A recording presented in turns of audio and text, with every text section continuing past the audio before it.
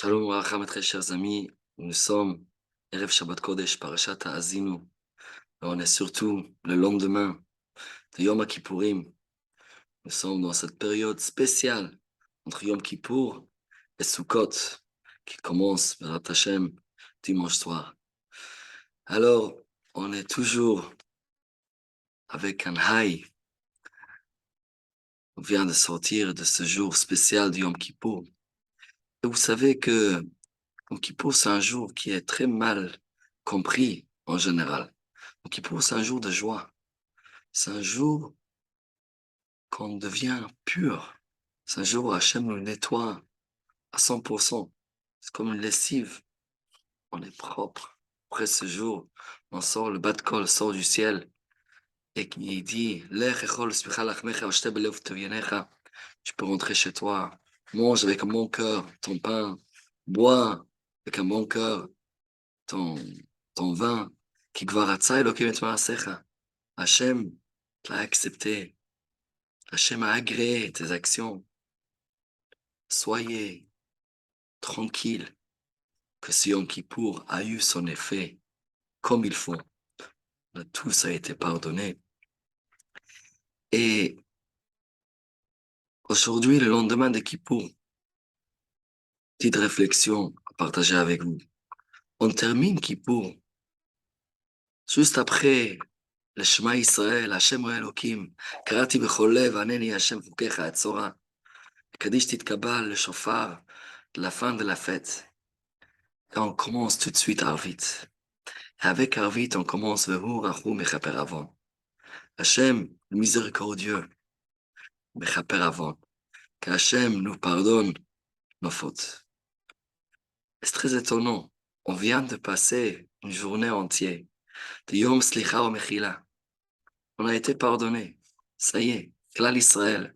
Au moment de la Neila, c'est fini. On est propre. On a été nettoyé à fond. Et là, juste après le chauffard, qu'est-ce qu'on fait tout de suite? Hurachou Mechaper Avon. On doit tout de suite, encore une fois, demander pardon pour nos avérotes. Ça y est, c'est fini. Combien de fois on a fait vidouille? On a demandé pardon pendant Kippour. Et là, à nouveau, Vahurachou Mechaper Avon. Hachem doit pardonner nos fautes. J'ai une explication très très jolie, basée sur les mots du Ramban. Le Ramban Nachmanide, dans Parashat Nasso. Quand la Torah parle du Nazir, Perek Vav, la femme de Perek Vav, Pasuk,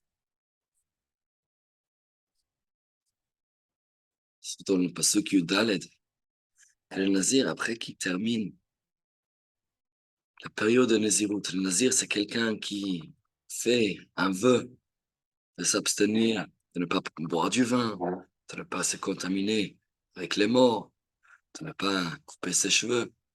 Alors, il y a une période minimum de 30 jours. Après cette période-là, il doit amener 3 sacrifices. Pasuk de Veikri et Korban al Hashem. Il amène un Korban Ola, Holocauste. Il amène Kafsa Achat, Vashnatat Umale Khatat. Il amène un Khatat. Khatat en général, c'est un Korban, une expiation d'une faute qu'il a fait. Ensuite, Aïe le Khatamim Shlamim. Shlamim, c'est le Shlamim, c'est le Korban de la paix, en général. Pour remercier Akadosh Baruch Hu, on amène un Shlamim.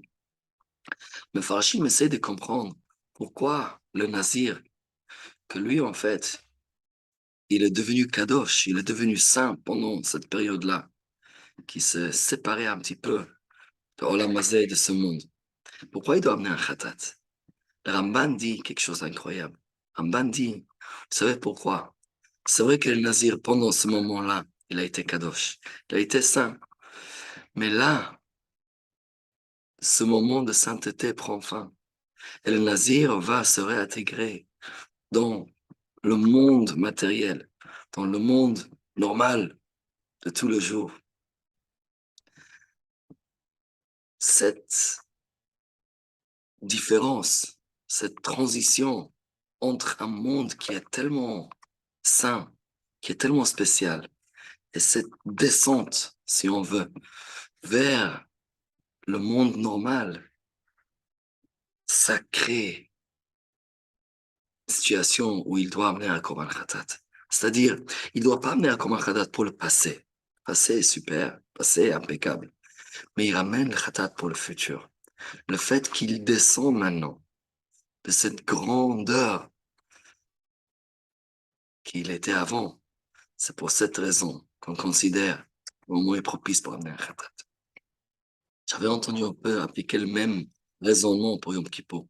Yom Kippour, on est spécial. Tout Klal Israël sont comme des malachim, comme des anges. On ne mange pas, on ne boit pas. On n'engage pas avec ce monde. Viens faire la prière à la choule. Il y a tous les juifs de toutes les différentes sortes, même ceux qui ne fréquentent pas tellement la synagogue pendant l'année, qu'on retrouve à la choule le jour de Kippour. Chacun se réveille, chacun manifeste un peu son désir profond de se rattacher avec Kadosh Baruch Hu.